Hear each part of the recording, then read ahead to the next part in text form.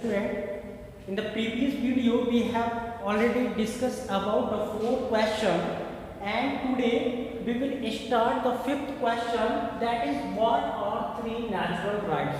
This question is coming from the chapter rights.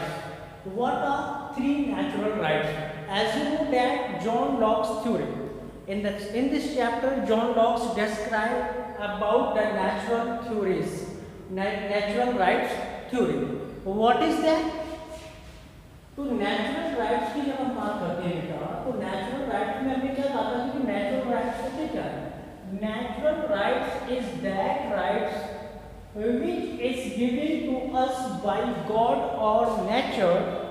It is certified in the 17th and 18th century. हमने कहा था कि जब 17 और 18 सेंचुरी में हम देखते हैं तो 17-18 सेंचुरी के लोगों का ये मानना था कि जो नेचुरल राइट्स होते हैं, जब व्यक्ति का जन्म होता है तो वो उन नेचुरल राइट्स के साथ ही जन्म लेता है और उस अधिकार को किसी ने उस व्यक्ति को दिया नहीं होता है, बल्कि वही गॉड गिफ्टेड राइट्स होते हैं।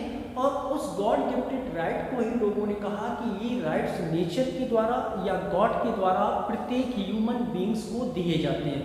लेकिन क्वेश्चन ये पूछ रहा है कि भाई वो नेचुरल राइट्स हैं कौन? As you know that there are only 3 types of natural rights. Question ये पूछ रहा है कि व्हाट आर 3 नेचुरल राइट्स, कि 3 नेचुरल राइट्स क्या होते हैं। तो यहाँ पे हमको ये तो लिखना नहीं है कि there are only 3 types of natural rights. क्यों? क्योंकि ये क्वेश्चन में ऑलरेडी पहले ही दिया है कि भी 3 नेचुरल राइट्स होते कौन से हैं। क्योंकि short type question and answer है तो हमें सीधे इसका आंसर लिखना है। अब वो क्या लिखना है कि जैसे हमने डाल दिया बताओ 1, 2 और 3।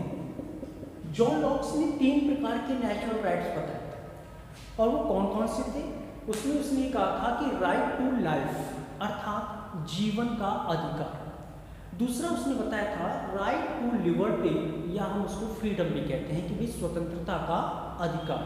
और तीसरा जो उसने इम्पॉर्टेंट, इन 2 राइट्स से भी ज़्यादा इम्पॉर्टेंट उसने जिस राइट्स को माना जॉन लॉक ने, वो था राइट टू प्रॉपर्टी। ये भी याद रखेंगे कि नेचुरल राइट्स में जो राइट टू प्रॉपर्टी है वो उन 2 नेचुरल राइट्स से ज़्यादा इम्पोर्टेंस रखता था।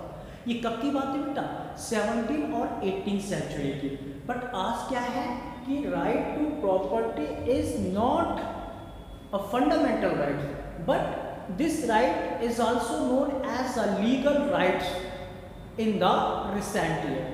इस समय की अगर हम बात करते हैं तो आज की डेट में जो राइट टू प्रॉपर्टी है वो हमारे यहाँ फंडामेंटल राइट्स में नहीं है। क्योंकि जब हमने देखा कि जब हमारे देश का कॉन्स्टिट्यूशन 26 जनवरी 1950 को फोर्स हुआ तो उस समय राइट टू प्रॉपर्टी था, लेकिन क्या किया गया 44 अमेंडमेंट के द्वारा राइट टू प्रॉपर्टी को फिनिश कर दिया गया। अब वो क्या है, this is not our fundamental right but this is known also a legal right. लेकिन जब हम 17 और 18 सेंचुरी की बात करते हैं तो यहाँ पे लिखा है व्हाट आर 3 नेचुरल राइट्स। तो यहाँ पे हमको क्या लिखना है बेटा? यहाँ पे लिखना है the first is right to life. Clear हुआ? जीवन का अधिकार। सेकेंड हमने लिखा राइट टू लिबर्टी, जिसको हम फ्रीडम भी कह सकते हैं। चाहे आप राइट टू लिबर्टी लिख दीजिए, चाहे आप राइट टू फ्रीडम लिख दीजिए, बात एक ही है। थर्ड है हमारा राइट टू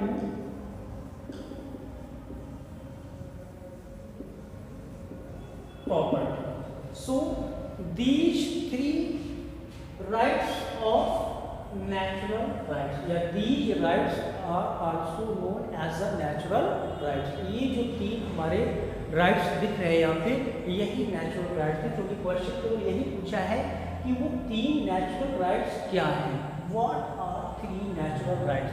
तो then your answer is the first is right to life, the second is right to liberty, the third is right to property. और यदि पूछ भी लेता है कि भाई 17 और 18 सेंचुरी में जो 3 नेचुरल राइट्स हैं इनमें से भी सबसे ज़्यादा इंपॉर्टेंस किसको दी गई थी, तो then your answer is right to property.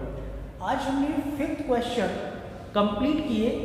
Next video में हम फिर 5 क्वेश्चन पे डिस्कस करेंगे। और अगर बेटा आप ये 10 से 15 क्वेश्चन देख लेते हैं तो आपको कम से कम 3 से लेकर 5 क्वेश्चन तक आपको एग्जाम में मिलेंगे। इसलिए इसको अच्छे से लर्न करिएगा। और इन शॉर्ट टाइप क्वेश्चन के बाद अब मैं जो वीडियो बनाऊंगा वो मल्टीपल चॉइस क्वेश्चन की होगी, कि भाई मल्टीपल चॉइस क्वेश्चन जब हमने उसको डिटेल में पढ़ा है तो हम उसका आंसर भी बहुत अच्छे से दे सकते हैं। Thanks for watching and see you in next video with 5 short types question and answers. Thanks.